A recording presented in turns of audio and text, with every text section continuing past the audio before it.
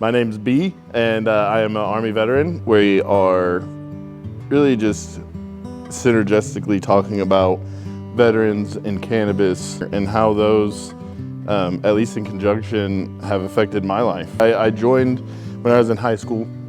They did the whole come to the high school, and I was flirting with whatever branch I wanted to do and ended up choosing the Army and actually signed up for signals intelligence analyst.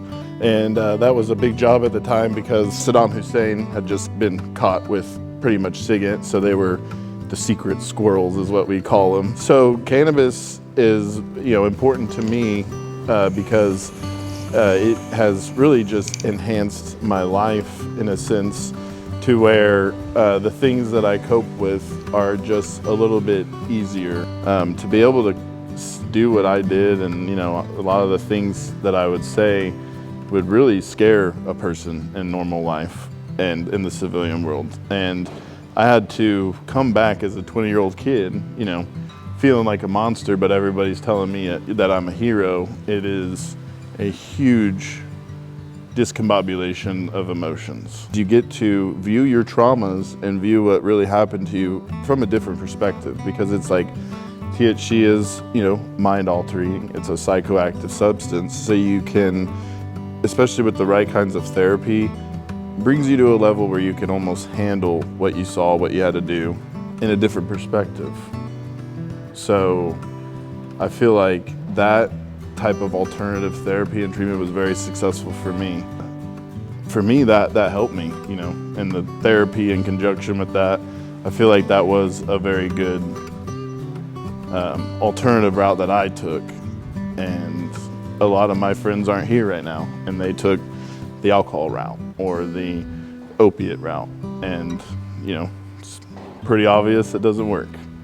So your VA doctor will kind of wink at you and say, go ahead and consume cannabis if you want, but on the federal level, they're not advocating for it at all. Like, they can't.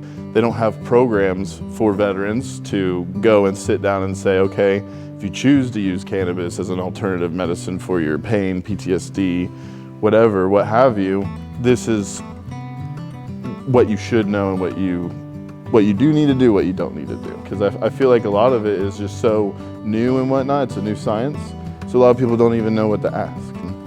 I do feel like there has to be a responsibility on the retail side to maybe do some type of education program, but also there has to be some type of responsibility at the state and federal level to actually start getting the real science out there. Let's just be honest. We know that it's not the reefer madness stuff that we continually see them repeat and repeat, and it's just not working anymore. So we need real solutions and real education.